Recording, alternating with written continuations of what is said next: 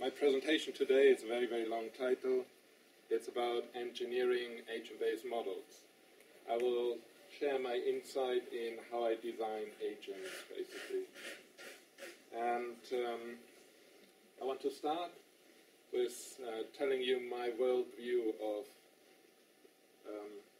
modeling in operations research and management science. And you will find a different picture in the proceedings because I constantly update this graph. And I have two main worldviews that I distinguish about, and I have to stress that this is about modeling. It's not about simulation. I will tell you later that in simulation it's different. This is all about how you see the world and how you try to represent it in a model. I have a process-oriented worldview where I have process-based decision-making, and I have an object-oriented worldview where I have entity-based decision-making. And to the process-oriented worldview, I account system dynamics simulation, which is theory-driven, and discrete event simulation, which is empirical or data-driven. There's also object-oriented discrete event simulation, so I have an arrow from both sides here. And the standard in operations research would be process-driven, process-oriented discrete event simulation. And then we have a look at the object-oriented worldview part, where I think that agent-based modeling actually derives from different sources. On the one hand, we have the agent-based modeling and simulation that's used in economics, in business, and in social science, which is theory-driven. And then we have also agent-based modeling from robotics. And in robotics and software engineering, agent-based modeling is data-driven. And in operations research, at the moment, we don't have any established OR agent-based modeling. So that's what I'm trying to express here. I believe that what in OR we are using or should use is object-oriented, object-driven agent-based modeling, which combines a data-driven approach with a theory-driven approach. And as I said before, we have also process-driven, object-oriented discrete event simulation, and both together you can join in something that I would call process-driven, agent-oriented discrete event simulation. It sounds very complex, but if you think it through, you will see that it makes sense, I hope. And today I'm talking about these two areas, and mainly about the object-oriented agent-based modeling. Okay, and I start with explaining what I understand by agent-based modeling. Other people from other areas will understand something different. But in my view, agent-based modeling, in agent-based modeling, you model a system of autonomous entities that can make decisions. And the decisions are based usually on a set of rules, but also on observing the environment. And I like this quote from, I can never pronounce his name, Bonabou, I think it's pronounced. But agent-based modeling is a mindset, so you have to get into the right mindset to build agent-based model. You have to see the world being composed of active objects or intelligent entities, and this way you can build agent-based models. It's not a technology because practically you implement an agent-based model as an object-oriented discrete event simulation. What do we mean by agents? I'm a computer scientist, so for me agents are objects, but not standard objects. They're objects with attitude. And they have different properties. They're discrete entities. They have their own goals and behavior. So inside the object, you define the goals and behavior. They have their own thread of control, and they have their own memory.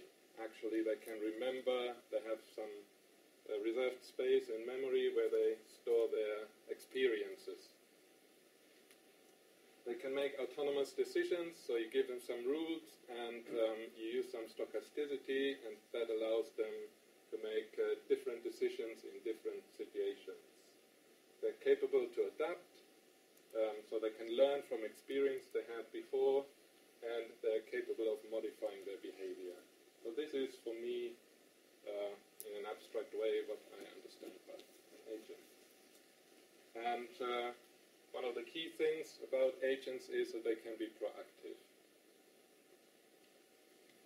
And benefits of agent-based modeling, I feel they provide a natural description of a system if you consider human-centric systems. So if you think about service systems, I find this the most natural way to describe these systems.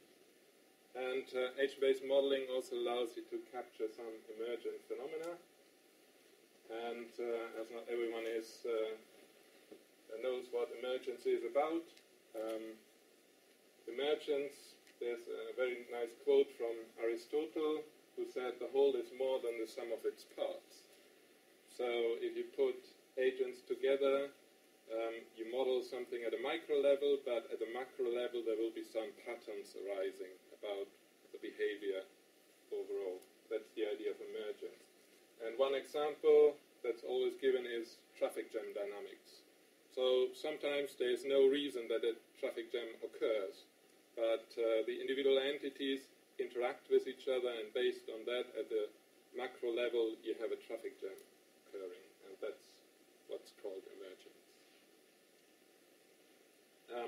We had a panel discussion here 4 years ago, where we discussed discrete event simulation is dead, long-lived agent-based simulation, I think it was, and we got a nice paper afterwards that discrete event simulation is still alive and kicking. But when we discussed this here, Charles McCall came up with some ideas when to use agent-based modeling. And he said that when a problem has a natural representation as an agent, it's very useful to do it.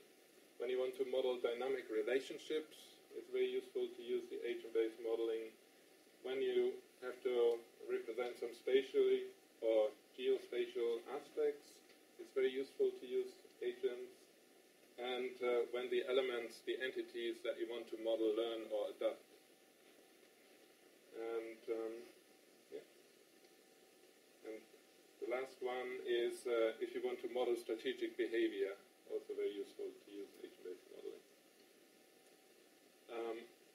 Very often we don't know how an agent-based model looks like, so here's an example. You all might know The Sims, and this is a very nice representation of an interactive organizational agent-based model. There are a lot of games that actually have agents inside. And then Stefan and I have been thinking about why is agent-based modeling still at its infants in operations research. And one of the problems we found is that if you use discrete event simulation, you have a graphical notation. If you use system dynamics, you have a graphical notation. So in operations research, we have graphical notations. We build models based on graphical notations. But in other sciences where agents are established, people use equations to define agent-based models. So we thought the solution might be to use a unified modeling language to establish agents. And another thing another problem is that everyone assumes that you need huge computer power to model agents. And we heard yesterday that actually you said something about 1 million agents easily to be modeled with your software, JAMSIM. Was that? I don't think I said 1 million. No? But yeah, use large numbers of agents. Yeah. Tens of thousands. So it depends on the level of abstraction you're using. People tend to make things as detailed as possible if they have data, but it's not really necessary. So the other solution is to use a hybrid approach. You can have a discrete event simulation, and inside that discrete event simulation you can have, rather than passive objects, you can have some active objects. And these two things is what we are applying. Now, as not everyone is familiar with UML, I give you a small lecture on UML now, but I only focus on two diagrams, the state machine diagram and the use case diagram. And these we can use to describe agent-based models. In a state chart diagram, you have usually some states, and a state, an example, a cup can be full or empty, so the state would be full or empty. A person can be idle or busy. Yeah, so there's a very simple two-states system. And then we have transitions between the state, which you change the state, so if someone drinks out of the cup, it changes from full to empty. And there would be a trigger, and the trigger is defined in the transitions. Here we have a screenshot of all the typical elements that you have in a state chart. So, as I said, it's all states. You have some compound states.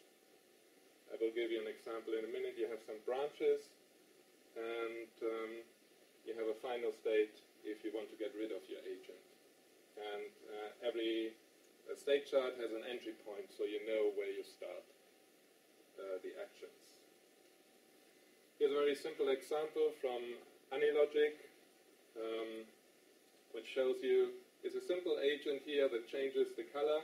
So at average, every minute, it will change the color from red to blue. Yeah, but it's a stochastic simulation. And what I presented here is a graphical representation of the agents and a chart. And you will see that because we use stochastic simulation, after a while, you have a 50-50 division, although you start with 100% of blue agents. And here you can see that every agent actually has an individual representation in this simulation model. Yeah? So you can provide every agent with specific attributes and with memory. And something I propose as well to make it easier to adopt the agent-based model is to use a hybrid approach where you have a DS layer where you consider the queuing, which you have in many service systems. You have a queuing structure underlying, and then you have an agent layer where you add active entities into the discrete event simulation, and then at the top you have a communication layer so the active entities can communicate with each other and exchange experiences, for example. Now, I have two case studies, and the first one is about understanding the impact of management practices on company performance, and here I used a hybrid approach. It's about a department store, John Lewis. Some of you might know this already, and we're trying to develop some tools to understand the impact of management practices on company performance. Usually you look at operational management practices, but we wanted to focus on people management practices. So how should you manage your staff? And for that, obviously, it's a good way of using agent-based modeling. So how can we model proactivity of customer service behavior? In John Lewis, there's a specific tradition that a customer shouldn't be by itself for longer than 2 minutes. So if someone stands there, a staff member would come up to you and ask you if you need any help, which is quite pleasant. And it's very difficult to model this kind of proactive behavior using a pure discrete event simulation approach. And here's the model, and or the agent, and I tell you a little bit about how I designed this. So the first step I looked at is I always use locations. So I build compound states of locations. I think about where can someone be, and in this case I called it elsewhere, so someone is either inside the shop or outside the shop if you're a customer. That's all that's relevant. I don't need to know the details what you're doing in the evening, so you focus on the things that are important. And so I have two main states here, and here the same. The staff member is either elsewhere or at the shop, and you start with an initial pointer which points to someone is hibernating. So that means that he waits until he feels like he wants to go shopping, or she. And when she feels like shopping, she goes into a contemplating state, which is a central state that allows you to look at different options, like browsing, or seeking help, or seeking some refunds, or you just go to pay at the queue. Yeah? And you always end up back in the contemplating state, and then you plan your next step. And at some point, you're finished with your shopping, you would do an evaluation, and you will then talk to your colleagues and say, hey, I found something nice, you should go as well and buy this, something like that. And on the other side, we have the staff member who starts hibernating if it's off shift, and once it's on shift, it's waiting for serving the customer, or evaluating the environment to see if someone stands by himself. So this is the proactive part, actually.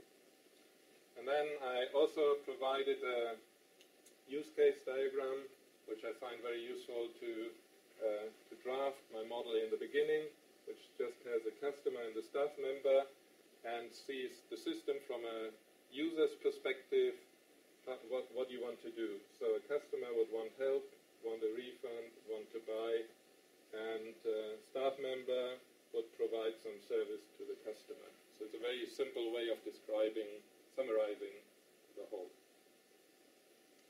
Okay. The second case is about office building energy consumption, and this is a pure agent-based modeling approach. So we don't have a DES layer in there. The idea is we have an organizational dilemma. We need to meet the energy needs of staff, but we need to minimize the energy consumption, basically. And the objective is to test the effectiveness of different electricity management strategy and solve practical office electricity consumption problems. And for this, again, we built some agents, and as I said before, I always think about my agents first. I think about the locations where they can be. So the energy user, because the university, I should have said out of university, not out of school, but out of school or in school. And once they're in the school, they might be in the corridor or go to their office. And when they go to their office, they work without computers, so they will not use energy on computers, but energy on the light, or they work with computers. Then we have some other rooms where they can go, kitchen, lab, toilet. And we have a contact here, which means that they send some signals to other students to save energy. Yeah, we had a student champion for energy saving who put some small stickers on our screens, switch me off. We have a computer agent here, which is a passive object, which is either on, off, or on standby. And we have light that we also model as an agent in this case, or passive object that is on and off. And again, to better understand the whole system, I started with a use case diagram. And I have students or staff here who work and consume energy, and they have different types of energy, light and computer energy. And then we have a champion that promotes greenness to another student. So again, this picture very nicely describes the whole system that I want to model using use case diagrams. These two types of diagrams come from software engineering, and they're supported by some of the software like Anilogic, but also by Repast nowadays. They have a library for this, and I think it's a good way to actually build simulation models. And that concludes my presentation.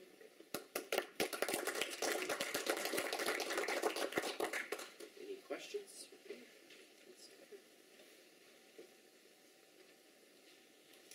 I didn't quite understand by the UML. We did those models with Emergence. So Okay. so in what sense were you using UML?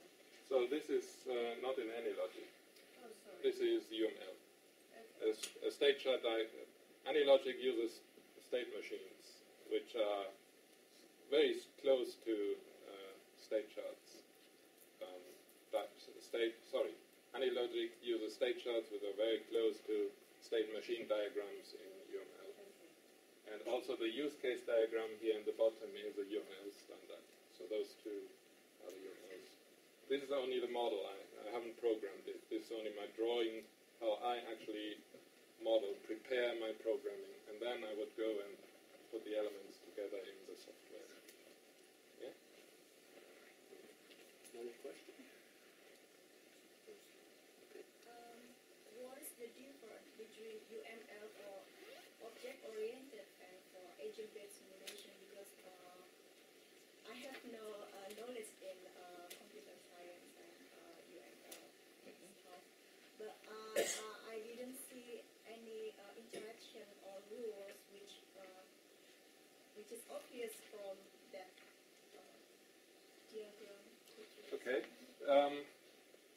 This is only a starter, and if you wait until I finish my journal paper, then you will see that I also, for exactly the interaction, you would use a sequence diagram or a communication diagram, so I would have to add one more diagram type. But the interaction actually happens within the transitions. So when I transit from contemplating to seeking help, I will send a message to the staff member, and the staff member will go from waiting to serving, basically. But as I said, yeah, you would need a further diagram. And this Passive, not like an agent. If I see that kind of diagram, I didn't see any active. yeah. So this is normally not meant to UML has 26 different diagram types, and this is not meant to represent agents. It was developed for software engineering to represent the activities within a software. Yeah, and we adopt this because it's a very good way of showing the states someone can be in and how he transits from one state to the other. And the details about the transitions will be captured by another diagram. Does that explain your question? Can I just add, UML has a lot of diagrams, and then basically they can be grouped. Some of them describe structure, so this one is one of them. So of course this one will not describe interactions because it's purely used for structure. The same as class diagram, for example, use case diagram. But there is another set of diagram that describes behavior or activities. So we have activities diagram, we have sequence diagrams, a lot of different kind of diagrams that describe the dynamic part of a model. So, and we need to use at least one from one side and the other one from the other side to describe one model and